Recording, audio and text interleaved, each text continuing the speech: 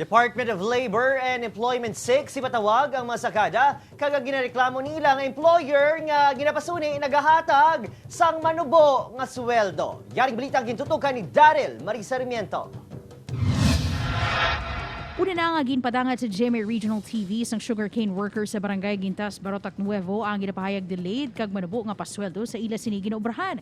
Sa baylo nga 315 pesos kada adlaw base sa Regional Daily Minimum Wage Rates no sa ila 236 pesos lang ang ila nabaton. Matapos ginpa OWV mo, ginpahayag sang dole nga sa matason nga bulan natalana nga mag-atubangay sa dole 6 sa mga sakada kag ang ila employer. Ang responding party kang requesting party ma-met into an amicable settlement para nga hindi na mag-blow up sa isa ka kaso. Positibo ang mga sakada nga maaksyonan ang ila reklamo. Ang resulta, okay man, nag-participate man sila, ang hambal nila, ipadala notice. Sa mga luyag magreklamo nga nagakinahanglan sang sabat kag solusyon ipadangat paagi sa One Western Visayas Hotline 0921-826-7723 o kung magtawag sa 329-2110 kag 434-6528. Pwede man magbilen sang mensahe sa One Western Visayas Facebook page.